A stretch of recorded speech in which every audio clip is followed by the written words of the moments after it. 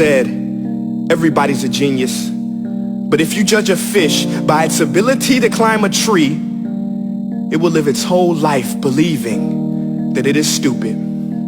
Ladies and gentlemen of the jury, today on trial we have modern day schooling. Glad you could come. Not only does he make fish climb trees, but also makes them climb down and do a 10-mile run. Tell me, school, are you proud of the things you've done? Turning people into robots, do you find that fun? Do you realize how many kids relate to that fish swimming upstream in class, never finding their gifts, thinking they are stupid, believing they are useless? Well, the time has come, no more excuses. I call school to the stand and accuse him of killing creativity, individuality, and being intellectually abusive. He's an ancient institution that has outlived his usage. So, Your Honor, this concludes my opening statement, and if I may present the evidence of my case, I will prove it. Proceed. Exhibit A. Here's a modern day phone. Recognize it? Here's a phone from 150 years ago. Big difference, right? Stay with me. Here's a car from today, and here's a car from 150 years ago. Big difference, right? Well, get this. Here's a classroom of today, and here's a class we used 150 years ago. Now ain't that a shame? In literally more than a century, nothing has changed.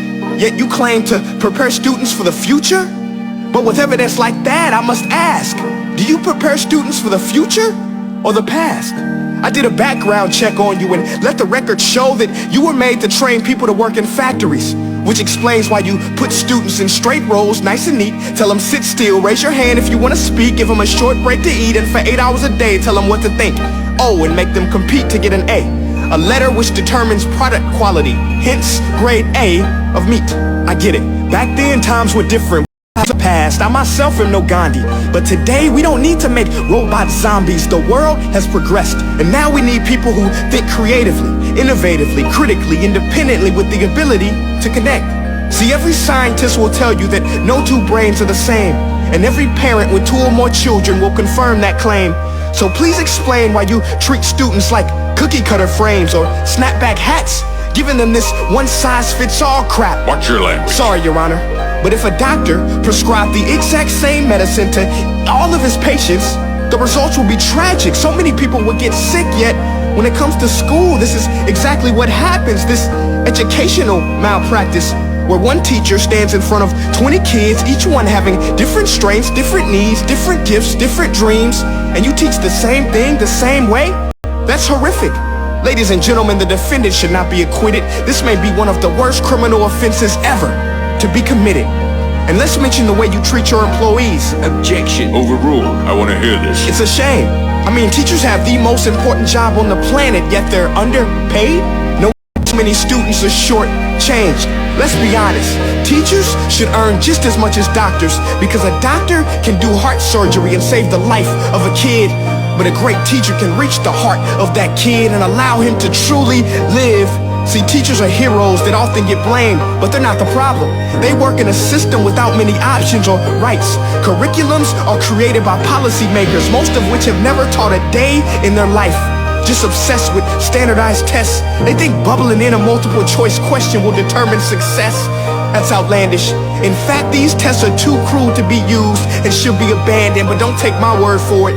Take Frederick J. Kelly, the man who invented standardized testing, who said, and I quote, "These tests are too cruel to be used and should be abandoned." Ladies and gentlemen of the jury, if we continue down this road, the results will be lethal. I don't have much faith in school, but I do have faith in people. And if we can customize healthcare, cars, and Facebook pages, then it is our duty to do the same for education, to upgrade it, change it, do away with school spirit, because that's useless. Unless we're working to bring the spirit out of each and every student, that should be our task. No more Common Core. Instead, let's reach the core of every heart in every class. Sure, math is important, but no more than art or dance. Let's give every gift an equal chance. I know this sounds like a dream, but countries like Finland are doing impressive things. They have shorter school days. Teachers make a decent wage. Homework is non-existent, and they focus on collaboration instead of competition. But here's the kicker, boys and girls. Their educational system outperforms every other country in the world. Other places like Singapore are succeeding rapidly. Schools like Montessori, programs like Khan Academy. There is no single solution.